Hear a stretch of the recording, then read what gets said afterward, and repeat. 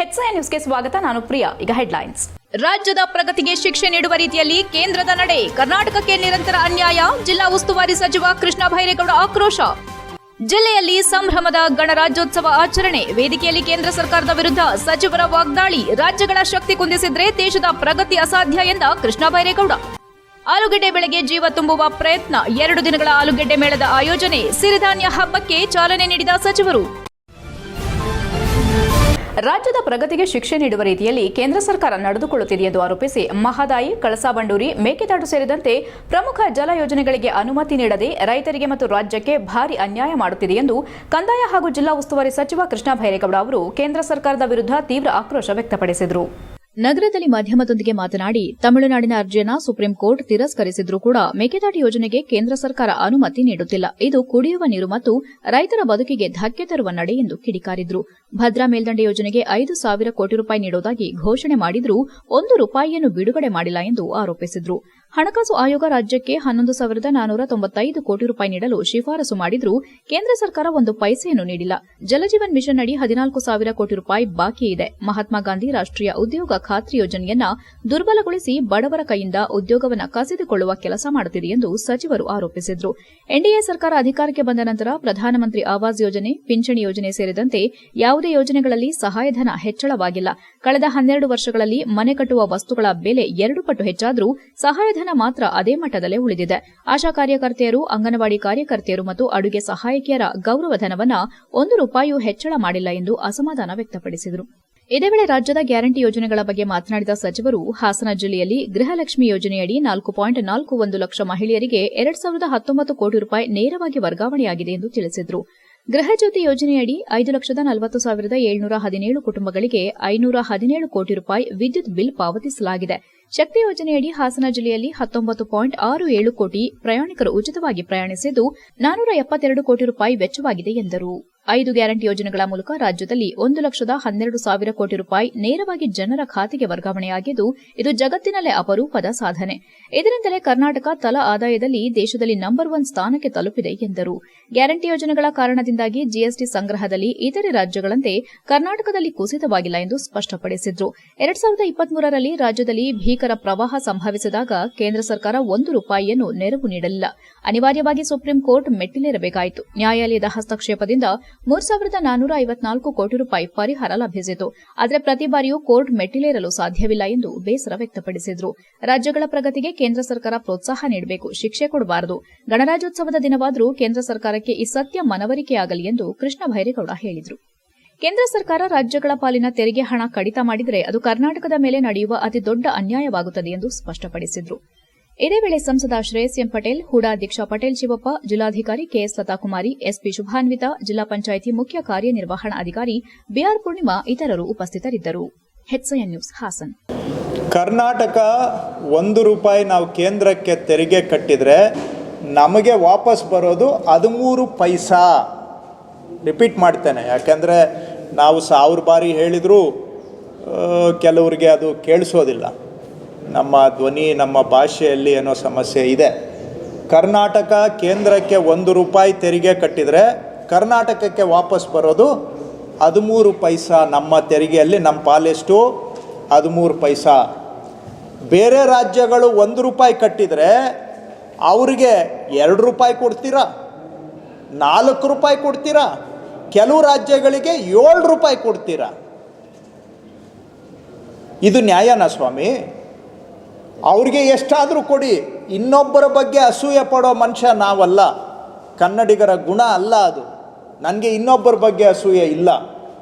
ನಮ್ಮ ತೆರಿಗೆಯಲ್ಲಿ ನಮಗೆ ನ್ಯಾಯಸಮ್ಮತ ಪಾಲು ಕೊಡಿ ಅಂತ ನಾವು ಕೇಳ್ತಾ ಇದ್ದೇವೆ.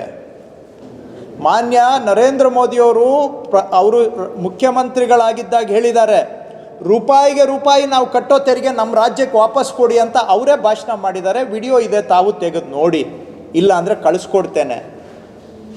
ನಾವು ರೂಪಾಯಿಗೆ ರೂಪಾಯಿ ನಮಗೆ ವಾಪಸ್ ಕೊಡಿ ಅಂತಲೂ ನಾವು ಕೇಳ್ತಾ ಇಲ್ಲ. ನಾವು ಘಂಟಾಘೋಷವಾಗಿ ಹೇಳ್ತಾ ಇದ್ದೇವೆ, ಕರ್ನಾಟಕದ ತೆರಿಗೆ ತಗೊಂಡು ಕೇಂದ್ರ ಸರ್ಕಾರನೂ ನಡೆಸಿ ಬೇರೆ ರಾಜ್ಯಗಳಿಗೂ ಸಹಾಯ ಮಾಡಿ. ಯಾಕೆಂದರೆ ನಾವು ಒಕ್ಕೂಟ ವ್ಯವಸ್ಥೆಯಲ್ಲಿ ನಂಬಿಕೆ ಇರೋರು. ಒಂದೇ ಭಾಷೆ ಒಂದೇ ಸಂಸ್ಕೃತಿ ಹೆಸರಿನಲ್ಲಿ ಹಿಂದಿ ಭಾಷೆಯನ್ನು ಬಲವಂತವಾಗಿ ಹೇರುವ ಪ್ರಯತ್ನ ನಡೆಯುತ್ತಿದೆ ಎಂದು ಆರೋಪಿಸಿದರು. ಭಾಷೆ ಮತ್ತು ಸಂಸ್ಕೃತಿ ಮೇಲೆ ದಾಳಿ ನಡೆಯುತ್ತಿದ್ದರೆ ಮತ್ತೊಂದೆಡೆ ರಾಜ್ಯದ ಆರ್ಥಿಕ ಶಕ್ತಿಯನ್ನು ಕುಂದಿಸುವ ಕೆಲಸ ಕೇಂದ್ರ ಮಾಡುತ್ತಿದ್ದು, ಈ ರೀತಿಯಾದರೆ ದೇಶದ ಪ್ರಗತಿ ಅಸಾಧ್ಯ ಎಂದು ಜಿಲ್ಲಾ ಉಸ್ತುವಾರಿ ಸಚಿವ ಕೃಷ್ಣ ಬೈರೇಗೌಡ ಅವರು ಬಹಿರಂಗವಾಗಿ ವಾಗ್ದಾಳಿ ನಡೆಸಿದರು.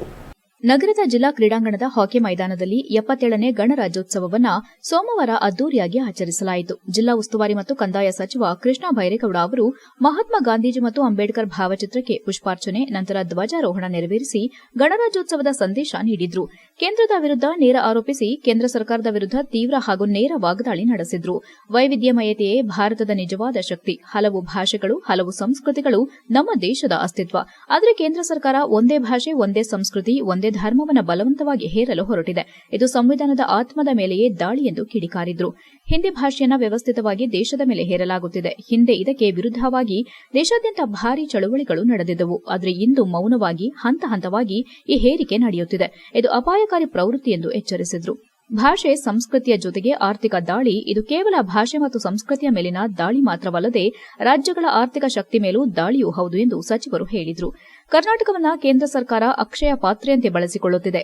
ಕರ್ನಾಟಕದ ಆದಾಯದ ಮೇಲೆ ದೇಶದ ಆರ್ಥಿಕ ವ್ಯವಸ್ಥೆ ನಿಂತಿದೆ. ಆದರೆ ರಾಜ್ಯಕ್ಕೆ ಬರಬೇಕಾದ ನ್ಯಾಯಸಮ್ಮತ ಹಣವನ್ನ ನೀಡದೆ ಶಕ್ತಿ ಕುಂದಿಸುವ ಕೆಲಸ ನಡೆಯುತ್ತಿದೆ ಎಂದು ದೂರಿದರು. ಈ ವೇಳೆ ಸಂಸದ ಶ್ರೇಯಸ್ ಎಂ ಪಟೇಲ್, ಶಾಸಕ ಎಚ್ಪಿ ಸ್ವರೂಪ್ ಪ್ರಕಾಶ್, ಜಿಲ್ಲಾಧಿಕಾರಿ ಕೆಎಸ್ ಲತಾಕುಮಾರಿ, ಜಿಲ್ಲಾ ಪಂಚಾಯಿತಿ CEO B R Purnima, SP Shubhanvita, ತಹಸೀಲ್ದಾರ್ ಗೀತಾ ಹಾಗೂ ಇತರರು ಉಪಸ್ಥಿತರಿದ್ದರು. HCN news Hassan. ಆರಂಭದಲ್ಲಿ ಬಹಳ ಸಡಗರ ಸಂಭ್ರಮದಿಂದ ನಾವು ಈ ಗಣರಾಜ್ಯೋತ್ಸವವನ್ನು ಆಚರಣೆ ಮಾಡ್ತಾ ಇದ್ದೇವೆ. ಗಣರಾಜ್ಯ ಅಂದರೆ ಗಣ ಅನ್ನೋದಕ್ಕೆ ಬಹಳ ಸಾವಿರಾರು ವರ್ಷಗಳ ಇತಿಹಾಸ ಇದೆ. ನಾವು 2500 ವರ್ಷ ಹಿಂದೆನೆ ಗಣಗಳ ಒಕ್ಕೂಟ ನಮ್ಮ ದೇಶದಲ್ಲಿ ಅಭ್ಯಾಸದಲ್ಲಿ ಇತ್ತು. ಗಣ ಕೂಡಿದರೆ ಒಂದು ಒಕ್ಕೂಟ ಆಗುತ್ತೆ. ಹಾಗಾಗಿ ಈ ಒಕ್ಕೂಟ ವ್ಯವಸ್ಥೆಯನ್ನ ಸಂಭ್ರಮಿಸ್ತಕ್ಕಂತಹ ದಿನ ಈ ಗಣರಾಜ್ಯೋತ್ಸವ. ಪ್ರಪಂಚದಲ್ಲಿ ಶ್ರೇಷ್ಠ ಸಂವಿಧಾನಗಳಲ್ಲಿ ಒಂದು ನಮ್ಮದು.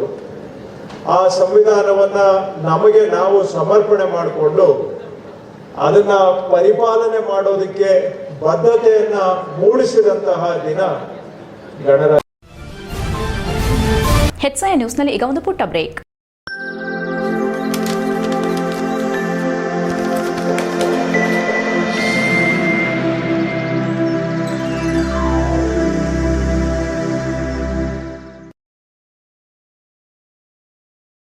ಬ್ರೇಕ್ನ ನಂತರ HCN ನ್ಯೂಸ್ಗೆ ಸ್ವಾಗತ.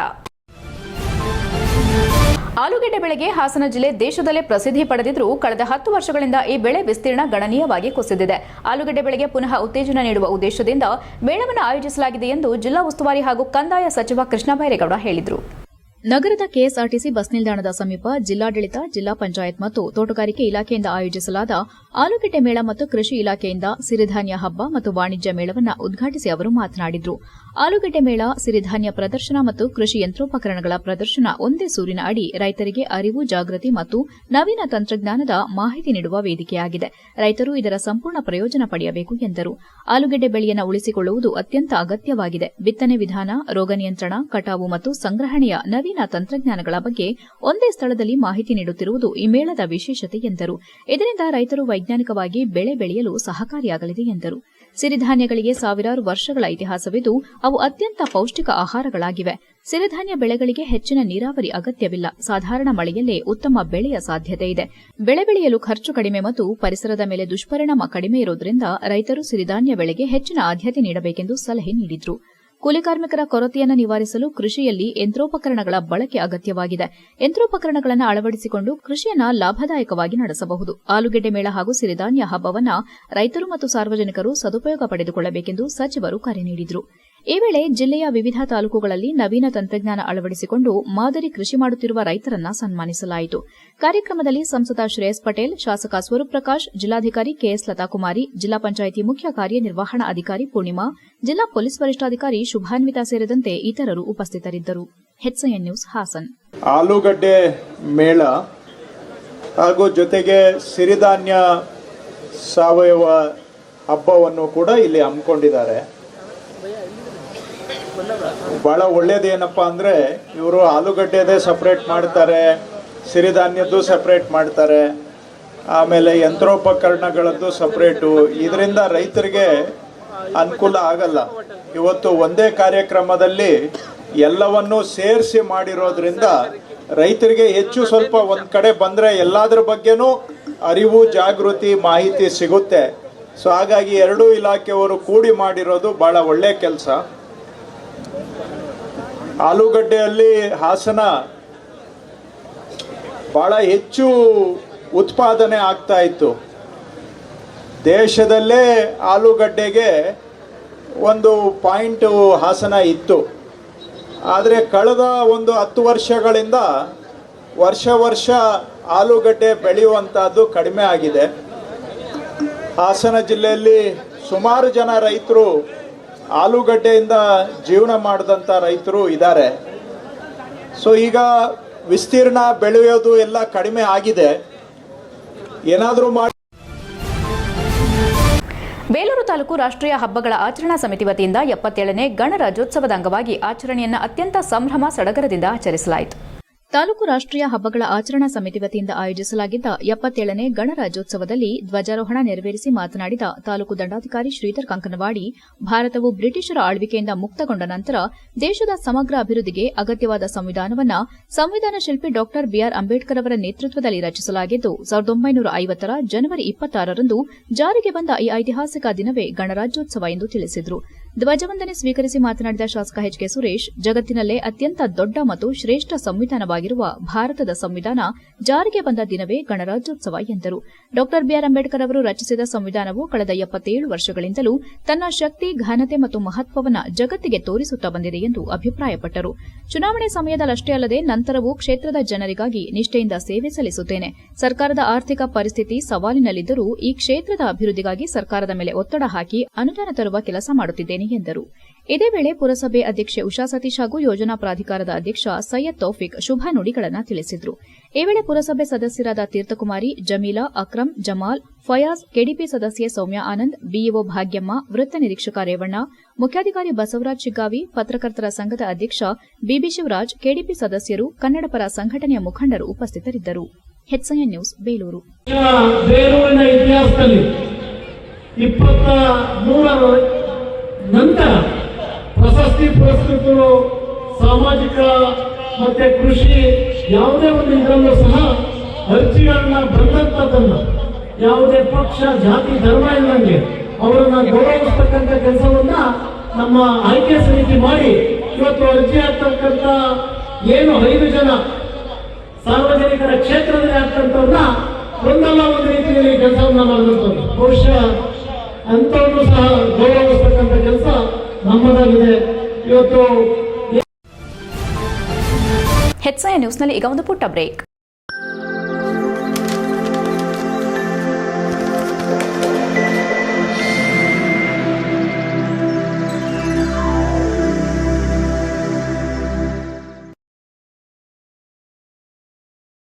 ಬ್ರೇಕ್ನ ನಂತರ ಹೆಚ್ಐಎನ್ ನ್ಯೂಸ್ಗೆ ಸ್ವಾಗತ. ರಾಷ್ಟ್ರಕ್ಕೆ ಉತ್ತಮ ಮತ್ತು ಪ್ರಾಮಾಣಿಕ ನಾಯಕರನ್ನು ಆಯ್ಕೆ ಮಾಡಲು ಮತದಾನ ಪ್ರಕ್ರಿಯೆಯಲ್ಲಿ ಯುವ ಪೀಳಿಗೆಯ ಭಾಗವಹಿಸುವಿಕೆ ಅತ್ಯಂತ ಮಹತ್ವದ್ದಾಗಿದೆ ಹಾಗೂ ಇಂದಿನ ಯುವ ಸಮುದಾಯವೇ ನಾಳಿನ ಭವಿಷ್ಯ ಎಂಬುದನ್ನು ಮರೆಯಬಾರದೆಂದು ಪ್ರಧಾನ ಜಿಲ್ಲಾ ಮತ್ತು ಸತ್ರ ನ್ಯಾಯಾಧೀಶರು ಹಾಗೂ ಜಿಲ್ಲಾ ಕಾನೂನು ಸೇವೆಗಳ ಪ್ರಾಧಿಕಾರದ ಅಧ್ಯಕ್ಷರಾದ ಹೇಮಾವತಿ ತಿಳಿಸಿದರು. ನಗರದ ಜಿಲ್ಲಾ ಪಂಚಾಯಿತಿ ಹೊಯ್ಸಳ ಸಭಾಂಗಣದಲ್ಲಿ ಭಾರತ ಚುನಾವಣಾ ಆಯೋಗ, ಮುಖ್ಯ ಚುನಾವಣಾ ಅಧಿಕಾರಿ ಕಚೇರಿ ಮತ್ತು ಜಿಲ್ಲಾಡಳಿತದ ಸಂಯುಕ್ತಾಶ್ರಯದಲ್ಲಿ ಭಾನುವಾರದಂದು ಆಯೋಜಿಸಲಾಗಿದ್ದ ರಾಷ್ಟ್ರೀಯ ಮತದಾನ ದಿನಾಚರಣೆ ಕಾರ್ಯಕ್ರಮವನ್ನು ಉದ್ಘಾಟಿಸಿ ಮಾತನಾಡಿ, ಪ್ರತಿಯೊಬ್ಬ ಭಾರತೀಯ ನಾಗರಿಕರು 18 ವರ್ಷ ಪೂರ್ಣಗೊಂಡ ಬಳಿಕ ಸ್ವತಂತ್ರವಾಗಿ ತಮ್ಮ ಮತದಾನದ ಹಕ್ಕು ಚಲಾಯಿಸುವ ಅಧಿಕಾರವನ್ನು ಹೊಂದಿದ್ದು ಪ್ರತಿಯೊಬ್ಬರೂ ಕಡ್ಡಾಯವಾಗಿ ಮತದಾನ ಮಾಡಬೇಕು ಎಂದರು. ಭಾರತ ದೇಶ ಪ್ರತಿಯೊಬ್ಬರ ಆಸ್ತಿಯಾಗಿದ್ದು ಸಂವಿಧಾನಬದ್ಧವಾಗಿ ಮತದಾನದ ಹಕ್ಕು ಎಲ್ಲರಿಗೂ ದೊರೆತಿದೆ. ಆದ್ದರಿಂದ ಮತ ಚಲಾಯಿಸುವುದು ನಮ್ಮೆಲ್ಲರ ಜವಾಬ್ದಾರಿಯಾಗಿದೆ ಎಂದರು. ಮತದಾರರ ಪಟ್ಟಿಗೆ ಅರ್ಹರಾದ ಯುವಕರು ಸೇರ್ಪಡೆಯಾಗುವಂತೆ ಸುತ್ತಮುತ್ತಲಿನವರನ್ನ ಪ್ರೋತ್ಸಾಹಿಸಬೇಕು. ಆದರೆ ಯುವ ಪೀಳಿಗೆ ಮತದಾನದಲ್ಲಿ ಆಸಕ್ತಿ ತೋರಿಸದಿರುವುದು ಮತ್ತು ಮತದಾರರ ಪಟ್ಟಿಯಲ್ಲಿ ಹೆಸರು ನೋಂದಾಯಿಸಿಕೊಳ್ಳದಿರುವುದು ವಿಷಾದನೀಯ ಎಂದರು. 18 ವರ್ಷ ತುಂಬಿದ ಪ್ರತಿಯೊಬ್ಬರೂ ಮೊದಲ ಹಂತದಲ್ಲೇ ಮತದಾರರ ಪಟ್ಟಿಯಲ್ಲಿ ಹೆಸರು ನೋಂದಾಯಿಸಿಕೊಳ್ಳುವುದು ಕರ್ತವ್ಯವಾಗಿದೆ. ಇಂದಿನ ಯುವ ಸಮುದಾಯವೇ ನಾಳಿನ ಭವಿಷ್ಯವಾಗಿದ್ದು ದೇಶಕ್ಕೆ ಉತ್ತಮ ನಾಯಕರನ್ನು ಆಯ್ಕೆ ಮಾಡಿ ಅಭಿವೃದ್ಧಿ ಹಾದಿಯಲ್ಲಿ ಸಾಗಲು ಮತದಾನ ಅತ್ಯಂತ ಅವಶ್ಯಕ ಎಂದರು. ಕಾರ್ಯಕ್ರಮದಲ್ಲಿ ಜಿಲ್ಲಾಧಿಕಾರಿ ಕೆಎಸ್ ಲತಾಕುಮಾರಿ ಅಧ್ಯಕ್ಷತೆ ವಹಿಸಿ ಮಾತನಾಡಿ, ಪ್ರತಿಯೊಬ್ಬ ನಾಗರಿಕರಲ್ಲಿಯೂ ರಾಜಕೀಯ ಪ್ರಜ್ಞೆ ಇರಬೇಕು. ಯುವ ಮತದಾರರು ರಾಜಕೀಯ ಚಟುವಟಿಕೆಯಲ್ಲಿ ಸಕ್ರಿಯವಾಗಿ ಭಾಗವಹಿಸಬೇಕು. ಮತದಾನ ಪ್ರಕ್ರಿಯೆಯಲ್ಲಿ ಪಾಲ್ಗೊಳ್ಳಲು ಪ್ರತಿಯೊಬ್ಬರಿಗೂ ಮತದಾರರ ಪಟ್ಟಿಯಲ್ಲಿ ಹೆಸರಿರಬೇಕು ಎಂದರು. ಮತದಾರರು ಯಾವುದೇ ಆಮಿಷಗಳಿಗೆ ಒಳಗಾಗದೆ ದೇಶದ ಅಭಿವೃದ್ಧಿ ದೃಷ್ಟಿಯಿಂದ ಉತ್ತಮ ನಾಯಕರನ್ನ ಆಯ್ಕೆ ಮಾಡಬೇಕು. ಸ್ವಾತಂತ್ರ್ಯ ಹೋರಾಟಗಾರರು ತಮ್ಮ ಜೀವನವನ್ನ ಪಣಕ್ಕಿಟ್ಟು ಬಲಿದಾನ ನೀಡಿ ದೇಶಕ್ಕೆ ಸ್ವಾತಂತ್ರ್ಯ ತಂದುಕೊಟ್ಟಿದ್ದಾರೆ. ಅವರ ತ್ಯಾಗದ ಇತಿಹಾಸವನ್ನು ಅರಿತು ಪ್ರತಿನಿಧಿಗಳನ್ನು ಆಯ್ಕೆ ಮಾಡಬೇಕೆಂದು ಸಲಹೆ ನೀಡಿದರು. ಈ ವರ್ಷ 16ನೇ ರಾಷ್ಟೀಯ ಮತದಾನ ದಿನಾಚರಣೆಯನ್ನು ಆಚರಿಸಲಾಗುತ್ತಿದ್ದು, ಜಿಲ್ಲೆಯಲ್ಲಿ ಸ್ವೀಪ್ ಕಾರ್ಯಕ್ರಮದ ಮೂಲಕ ಎಲ್ಲಾ ಕಾಲೇಜುಗಳಿಗೆ ಭೇಟಿ ನೀಡಿ ಯುವ ಮತದಾರರ ನೋಂದಣಿಗೆ ಒತ್ತು ನೀಡಲಾಗುತ್ತಿದೆ ಎಂದರು. ಈ ವೇಳೆ ಚುನಾವಣಾ ಪ್ರಕ್ರಿಯೆ ಕುರಿತು ಆಯೋಜಿಸಿದ್ದ ಚಿತ್ರಕಲಾ ಸ್ಪರ್ಧೆ ಮತ್ತು ಪ್ರಬಂಧ ಸ್ಪರ್ಧೆಗಳಲ್ಲಿ ವಿಜೇತರಾದ ವಿದ್ಯಾರ್ಥಿಗಳಿಗೆ ಬಹುಮಾನ ವಿತರಿಸಲಾಯಿತು. ಇನ್ನು ಕಳೆದ ಚುನಾವಣೆಯಲ್ಲಿ ಅತ್ಯುತ್ತಮವಾಗಿ ಶೇಕಡಾವಾರು ಮತದಾನಕ್ಕೆ ಉತ್ತಮವಾಗಿ ನಿರ್ವಹಿಸಿದ ಶಿಕ್ಷಕರನ್ನು ಸನ್ಮಾನಿಸಿ ಗೌರವಿಸಲಾಯಿತು. ಕಾರ್ಯಕ್ರಮದಲ್ಲಿ ಜಿಲ್ಲಾ ಪಂಚಾಯಿತಿ ಯೋಜನಾ ನಿರ್ದೇಶಕ ಕೃಷ್ಣಮೂರ್ತಿ, ತಹಸೀಲ್ದಾರ್ ಸಿಜಿ ಗೀತಾ, ಡಿವೈಎಸ್ಪಿ ಗಂಗಾಧರಪ್ಪ ಸೇರಿದಂತೆ ವಿವಿಧ ಇಲಾಖೆಗಳ ಅಧಿಕಾರಿಗಳು ಉಪಸ್ಥಿತರಿದ್ದರು. HCN news Hassan. ಹಣ ಕೊಡಬೇಕು, ಬಟ್ಟೆ ಕೊಡ್ತಾರೆ, ಸೀರೆ ಅಂತೆ ಅದಂತೆ ಇದಂತೆ ಗಿಫ್ಟ್ಸ್, ಉಡುಗೊರೆ. ಎಷ್ಟು ನಾಚಿಕೆ ಪಡುವ ವಿಷಯ ಅಲ್ಲ. ಗಿಫ್ಟ್ ತಗೊಂಡು ನಾನು ವೋಟ್ ಮಾಡ್ತೀನಿ ಅಂದ್ರೆ ಆಬ್ವಿಯಸ್ಲಿ ನಿಮ್ಮ ದೇಶದ ಬಗ್ಗೆ ನಿಮಗಿರೋ ಕಾಳಜಿ ಇದೆ. ಅಂಥದ್ದೇ ಅಧಿಕಾರ, ಅಂಥದ್ದೇ ನಡವಳಿಕೆ. ನಾನು ಪ್ರತಿ ಸರಿ ಹೇಳ್ತಾ ಇರ್ತೇನೆ, ಮೊದಲು ಹಿಂದಿನ ಕಾಲದಲ್ಲಿ ಒಂದು ಲೈನ್ ಇತ್ತು, ಯಥಾ ರಾಜ. ಪ್ರತಿಯೊಂದು ಜವಾಬ್ದಾರಿಯ ಬಗ್ಗೆಯೂ ಒಂದು ದಿನಾಚರಣೆ ಆಚರಿಸಿ ಜನರನ್ನ ಎಚ್ಚರಿಸುವ ಮಟ್ಟಕ್ಕೆ ನಾವು ಬಂದಿದ್ದೀವಿ. ಭಾರತ ದೇಶ ಸಂವಿಧಾನ ಅತ್ಯಂತ ಶ್ರೇಷ್ಠವಾದ ಸಂವಿಧಾನ. ತುಂಬಾ ಹಕ್ಕುಗಳನ್ನ ನಮಗೆ ನೀಡಿದಂತಹ ಸಂವಿಧಾನ. ಅದರಲ್ಲಿ ಮತದಾನದ ಹಕ್ಕು. ಇವರೆಲ್ಲ ಹಕ್ಕುಗಳನ್ನ ನಾವು ಕೇಳ್ತೀವಿ, ಜವಾಬ್ದಾರಿಗಳನ್ನ ಬರೀತೀವಿ. ಹಕ್ಕು ಹಕ್ಕಲ್ಲ, ಮತದಾನ ಹಕ್ಕಲ್ಲ, ಅದು ಜವಾಬ್ದಾರಿ ನಮ್ದು. 18 ವರ್ಷ ತುಂಬಿದ ಪ್ರತಿಯೊಬ್ಬ ವ್ಯಕ್ತಿಗೂ ಕೂಡ ಮತದಾನದ ಹಕ್ಕು ಇದೆ. ಸಂವಿಧಾನ ಶಿಲ್ಪಿ ಎಂದು ಹೆಸರಾದ ಡಾ ಬಿಆರ್ ಅಂಬೇಡ್ಕರ್ ಅವರ ನೇತೃತ್ವದಲ್ಲಿ ರಚನೆಯಾದ ಸಂವಿಧಾನವನ್ನು 1950 ಜನವರಿ 26 ಜಾರಿಗೆ ತರಲಾಯಿತು. ಆ ದಿನದಿಂದ ಭಾರತವು ಸಾರ್ವಭೌಮ, ಸಮಾಜವಾದಿ, ಧರ್ಮ ನಿರಪೇಕ್ಷ, ಪ್ರಜಾಪ್ರಭುತ್ವ ಗಣರಾಜ್ಯವಾಗಿ ರೂಪುಗೊಂಡಿತು ಎಂದು ತಾಲೂಕು ದಂಡಾಧಿಕಾರಿ ರಮೇಶ್ ರವರು ಧ್ವಜಾರೋಹಣ ಕಾರ್ಯಕ್ರಮ ನೆರವೇರಿಸಿ ಮಾತನಾಡಿದರು. ಮಾಜಿ ಮಂತ್ರಿಗಳು ಹಾಗೂ ಹಾಲಿ ಶಾಸಕರಾದ ಎಚ್ಡಿ ರೇವಣ್ಣ ಕಾರ್ಯಕ್ರಮ ಉದ್ದೇಶಿಸಿ ಮಾತನಾಡುತ್ತಾ, ಹಲವಾರು ಇಲಾಖೆಗಳಲ್ಲಿ ಸಿಬ್ಬಂದಿಗಳು ಮತ್ತು ಅಧಿಕಾರಿಗಳೇ ಇಲ್ಲ. ಸರ್ಕಾರ ಮೊದಲು ಖಾಲಿ ಇರೋ ಹುದ್ದೆಗಳನ್ನು ತುಂಬುವ ಕೆಲಸ ಮಾಡಿ ಎಂದು ಆಗ್ರಹಿಸಿದರು. ಕಾರ್ಯಕ್ರಮದಲ್ಲಿ ನಾಡಗೀತೆ ಮತ್ತು ರೈತಗೀತೆಯನ್ನ ಉಮಾದೇವಿ, ಪುಷ್ಪ, ಮಹಾದೇವಮ್ಮ ಅವರು ಹಾಡಿದ್ರು. ಕಾರ್ಯಕ್ರಮದಲ್ಲಿ 3 ಎಸ್ಎಸ್ಎಲ್ಸಿ ವಿದ್ಯಾರ್ಥಿಗಳು ಮತ್ತು ಸರ್ಕಾರಿ ಶಾಲೆಯಲ್ಲಿ ವ್ಯಾಸಂಗ ಮಾಡಿದ ಟಾಪರ್ ವಿದ್ಯಾರ್ಥಿಗಳಾದ ಮಾನ್ಯ, ರಶ್ಮಿ ಮತ್ತು ಇನ್ನೊಬ್ಬರಿಗೆ ಲ್ಯಾಪ್ಟಾಪ್ ಬದಲು 50,000 ರೂಪಾಯಿಗಳ ಚೆಕ್ ವಿತರಣೆ ಮಾಡಿದ್ರು. ಕಾರ್ಯಕ್ರಮದಲ್ಲಿ ತಾಲೂಕು ಪಂಚಾಯಿತಿ ಕಾರ್ಯನಿರ್ವಹಣಾಧಿಕಾರಿ ಮುನಿರಾಜ್, ಬಿಇಒ ಸೋಮಲಿಂಗೇಗೌಡ, ಪುರಸಭಾಧಿಕಾರಿ ಶಿವಶಂಕರ್, ಟಿಎಚ್ಒ ರಾಜೇಶ್, ಜಿಲ್ಲಾ ಪಂಚಾಯಿತಿ ಕಾರ್ಯಪಾಲಕ ಅಭಿಯಂತರರಾದ ಸೋಮಶೇಖರ್, ಸಹಾಯಕ ಇಂಜಿನಿಯರ್ ಪ್ರಶಾಂತ್, ಕೃಷಿ ಇಲಾಖೆ ಅಧಿಕಾರಿ ಸ್ವಪ್ನ, ತಾಲೂಕಿನ ವಿವಿಧ ಇಲಾಖೆಯ ಅಧಿಕಾರಿಗಳು ಹಾಜರಿದ್ದರು. HCN news Holenarasipura. ಇವತ್ತು ಎಲ್ಲ ಹಿರಿಯರು ಸೇರಿ ಇವತ್ತು ಶಾಲೆಗಳನ್ನ ಹಿಂದಿನ ಕಾಲದಲ್ಲಿ ತಂದಂಥ ಶಾಲೆಗಳು ಇವತ್ತು ಕನ್ನಡ ಶಾಲೆಗಳು ಮುಕ್ತಾ ಇದೆ. ಕನ್ನಡ ಶಾಲೆಗಳನ್ನ ಇವತ್ತು ಅದಕ್ಕೆ ಮೂಲಭೂತ ಸೌಕರ್ಯ ಮೇಲೆ ಇವತ್ತು ಮುಚ್ಚುವಂಥ ಪರಿಸ್ಥಿತಿ ಇದೆ. ಇದು ಖಾಸಗಿ ಶಾಲೆಗಳಿಗೆ ಒತ್ತನ್ನು ಸರ್ಕಾರ ಜಾಸ್ತಿ ಕೊಡ್ತಾ ಇದೆ ಅಂತ ನೊಂದು ಹೇಳಬೇಕಾಗುತ್ತೆ. ಇವತ್ತು ಸರ್ಕಾರ ಪ್ರಾಥಮಿಕ ಶಾಲೆ ಇರ್ಬೋದು, ಮಾಧ್ಯಮಿಕ ಶಾಲೆ ಇರ್ಬೋದು, ಪ್ರೌಢಶಾಲೆಗಳಿರ್ಬೋದು, ಪ್ರಥಮ ದರ್ಜೆ PU ಕಾಲೇಜ್ ಇರ್ಬೋದು, ಅಥವಾ ಸರ್ಕಾರಿ ಪ್ರಥಮ ದರ್ಜೆ ಕಾಲೇಜುಗಳಿಗೆ ಮೂಲಭೂತ ಸೌಕರ್ಯಗಳನ್ನ ಕೊಡಬೇಕು ಅಂತ ನಾನು ಈ ಸಂದರ್ಭದಲ್ಲಿ ಸರ್ಕಾರನ ಒತ್ತಾಯ ಮಾಡ್ತಾಯಿದ್ದೀನಿ. ಏಕೆಂದರೆ ಇವತ್ತು ಏನು ಗ್ರಾಮೀಣ ಪ್ರದೇಶ ಇರ್ಬೋದು, ನಗರ ಪ್ರದೇಶದ ವಿದ್ಯಾರ್ಥಿಗಳು ಇವತ್ತು ವಿದ್ಯಾಭ್ಯಾಸಕ್ಕೆ ಸರ್ಕಾರ. HCN ನ್ಯೂಸ್ನಲ್ಲಿ ಈಗ ಒಂದು ಪುಟ್ಟ ಬ್ರೇಕ್. ಹಾಸನದಲ್ಲಿ 28 ವರ್ಷಗಳಿಂದ ಜನತೆಗೆ ಅತ್ಯುತ್ತಮವಾದ ವೈದ್ಯಕೀಯ ಸೇವೆಯನ್ನು ನೀಡುತ್ತಿರುವ Hemavathi multi speciality hospital Hassan. ನಮ್ಮಲ್ಲಿ ದಿನದ 24 ಗಂಟೆಯೂ ಆಕ್ಸಿಡೆಂಟಲ್ ಇಂಜುರೀಸ್ ಮತ್ತು ಎಮರ್ಜೆನ್ಸಿ ಸರ್ವಿಸ್ಗಳನ್ನು ಹೊಂದಿದೆ. ಹೇಮಾವತಿ ಆಸ್ಪತ್ರೆಯ ಡಾಕ್ಟರ್ ನಿಖಿಲ್ ಆರ್ ಭಟ್ ರವರು MS ಆರ್ಥೋಪೆಡಿಕ್ನಲ್ಲಿ ಚಿನ್ನದ ಪದಕ ಪಡೆದು ಸಿಂಗಾಪುರ್ ಜನರಲ್ ಹಾಸ್ಪಿಟಲ್ನಲ್ಲಿ ಫೆಲೋಶಿಪ್ ಇನ್ ಜಾಯಿಂಟ್ ರಿಪ್ಲೇಸ್ಮೆಂಟ್ ಸರ್ಜರಿಯ ಪದವಿ ಪಡೆದು ಸೇವೆಯನ್ನ ಸಲ್ಲಿಸಿರುತ್ತಾರೆ.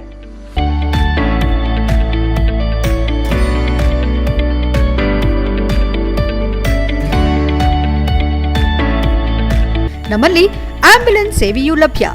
ಇನ್ನೇಕೆ ತಡ? ನೀವು ಯಾವುದೇ ಮೂಳೆ ಸಮಸ್ಯೆ ಹೊಂದಿದ್ದರೆ ಹಿಂದೆ ಭೇಟಿ ನೀಡಿ. ಹೇಮಾವತಿ ಮಲ್ಟಿ ಸ್ಪೆಷಾಲಿಟಿ ಹಾಸ್ಪಿಟಲ್, ಉತ್ತರ ಬಡಾವಣೆ, ಹಾಸನ. ಬ್ರೇಕ್ನ ನಂತರ HCN ನ್ಯೂಸ್ಗೆ ಸ್ವಾಗತ. ಆಲೂರು ತಾಲೂಕಿನ ಪಾಳ್ಯ ಹೋಬಳಿಯ ರಂಗೇನಹಳ್ಳಿ ಕೊಂಗಳಿ ಗ್ರಾಮದಲ್ಲಿ ಸಂಚಾರಿ ಸುರಕ್ಷಾ ಸಪ್ತಾಹ, ಸುಧಾರಿತ ಗಸ್ತು ಹಾಗೂ ಪೋಕ್ಸೋ ಕಾಯ್ದೆ ಬಗ್ಗೆ ಕಾರ್ಯಕ್ರಮವನ್ನು ಆಲೂರು ಪೊಲೀಸ್ ಠಾಣೆ ಮತ್ತು ಪಾಳ್ಯ ಕಂದಾಯ ಇಲಾಖೆ ವತಿಯಿಂದ ಏರ್ಪಡಿಸಲಾಗಿತ್ತು. ಈ ಸಂದರ್ಭದಲ್ಲಿ ವೃತ್ತ ನಿರೀಕ್ಷಕ ಮೋಹನ್ ಕುಮಾರ್ ರೆಡ್ಡಿ, ವಿದ್ಯಾರ್ಥಿಗಳು ಮತ್ತು ಎಲ್ಲರೂ ವಾಹನ ಚಾಲನೆ ಮಾಡುವಾಗ ನಮಗೆ ಜವಾಬ್ದಾರಿ ಇರಬೇಕು. ನಮ್ಮ ಜೀವದ ರಕ್ಷಣೆಗೆ ರಸ್ತೆ ಸುರಕ್ಷತಾ ನಿಯಮಗಳನ್ನು ಕಟ್ಟುನಿಟ್ಟಾಗಿ ಪಾಲಿಸಬೇಕು. ಯಾರು ಎಷ್ಟೇ ಹೇಳಿದ್ರೂ ವಾಹನ ಚಾಲನೆ ನಿಯಮಗಳನ್ನು ಪಾಲಿಸಲು ನಾವು ಅನುಸರಿಸುತ್ತಿಲ್ಲ ಎಂದು ವಿಷಾದಿಸಿದರು. ವಕೀಲರಾದ RB ಸುರೇಶ್ ಮಾತನಾಡಿ, ನಮ್ಮ ಪೊಲೀಸ್ ಇಲಾಖೆ ವತಿಯಿಂದ ಸಂಚಾರಿ ನಿಯಮಗಳನ್ನು ಕಟ್ಟುನಿಟ್ಟಾಗಿ ಪಾಲಿಸಲು ಎಲ್ಲಾ ಶಾಲೆ ಕಾಲೇಜುಗಳಲ್ಲಿ ಮತ್ತು ಸಾರ್ವಜನಿಕರಲ್ಲಿ ಅರಿವು ಮೂಡಿಸುವ ಸಲುವಾಗಿ ರಸ್ತೆ ಸುರಕ್ಷತಾ ಕಾರ್ಯಾಗಾರ, ಪ್ರಚಾರ ಆಂದೋಲನ ಕಾರ್ಯಕ್ರಮ ಹಮ್ಮಿಕೊಳ್ಳಲಾಗಿದೆ. ನಮ್ಮ ಜೀವದ ರಕ್ಷಣೆಗೆ ಒಂದಷ್ಟು ಸಲಹೆ ಮತ್ತು ಮಾರ್ಗದರ್ಶನ ನೀಡುವುದು ನಮ್ಮ ಉದ್ದೇಶವಾಗಿದೆ. ನಾವೆಲ್ಲ ವಾಹನ ಚಾಲನೆ ಮಾಡುವಾಗ ಸುರಕ್ಷತಾ ಕ್ರಮಗಳನ್ನು ಪಾಲಿಸಲೇಬೇಕು. ಬೇಜವಾಬ್ದಾರಿ ಧೋರಣೆ ಇರಬಾರದು. ತ್ರಿಬಲ್ ರೈಡ್ ಮಾಡೋದು, ಬೈಕ್ ವೀಲಿಂಗ್ ಮಾಡೋದು ಪ್ರಾಣಕ್ಕೆ ಸಂಚಕಾರವಾಗುತ್ತದೆ ಎಂದು ತಿಳಿಸಿದರು. ಕಾರ್ಯಕ್ರಮದಲ್ಲಿ ವಕೀಲರಾದ RB ಸುರೇಶ್ ಸಂಚಾರಿ ಸುರಕ್ಷತೆ ಮತ್ತು ಪೋಕ್ಸೋ ಕಾಯ್ದೆ ಬಗ್ಗೆ ಜನಸಾಮಾನ್ಯರಲ್ಲಿ ಅರಿವು ಮೂಡಿಸಿದರು.